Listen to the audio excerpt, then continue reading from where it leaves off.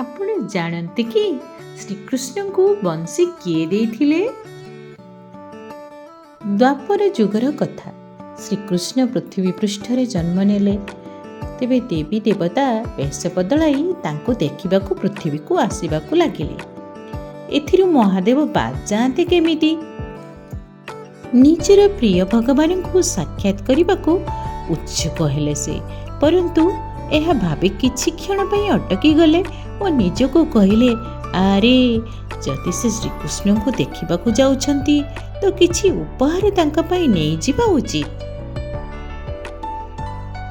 ଏବେ ଏହା ଭାବି ଚିନ୍ତିତ ହେଲେ କି ଏମିତି କ'ଣ ଉପହାର ନେଇଯିବି କି ଯେମିତି ଭଗବାନ ଶ୍ରୀକୃଷ୍ଣଙ୍କୁ ବହୁତ ପ୍ରିୟ ଲାଗିବ ଓ ସେ ସର୍ବଦା ନିଜ ପାଖରେ ରଖିବେ।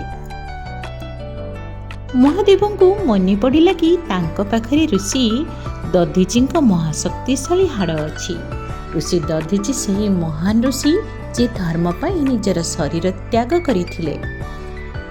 ସେ ନିଜର ଶକ୍ତିଶାଳୀ ଶରୀରର ସବୁ ଅସ୍ଥି ଦାନ କରି ଦେଇଥିଲେ।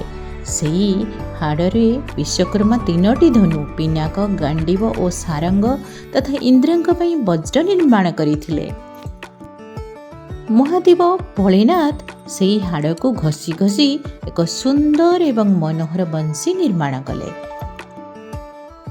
ଯେତେବେଳେ ମହାଦେବ ଶ୍ରୀକୃଷ୍ଣଙ୍କୁ ସାକ୍ଷାତ ନିମନ୍ତେ ଗୋକୁଳ ପହଞ୍ଚିଲେ, ସେ ଶ୍ରୀକୃଷ୍ଣଙ୍କୁ ଉପହାର ସ୍ୱରୂପ ବଂଶୀ ପ୍ରଦାନ କଲେ, ତାଙ୍କୁ ଆଶୀର୍ବାଦ ଦେଲେ।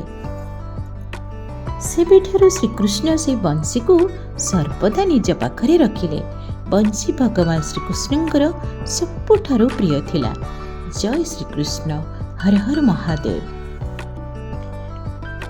ଆପଣଙ୍କୁ ଏହି ଭିଡ଼ିଓଟି ଯଦି ଭଲ ଲାଗିଛି ପ୍ଲିଜ୍ ମୋ ଚ୍ୟାନେଲକୁ ସବସ୍କ୍ରାଇବ୍ କରିଦିଅନ୍ତୁ।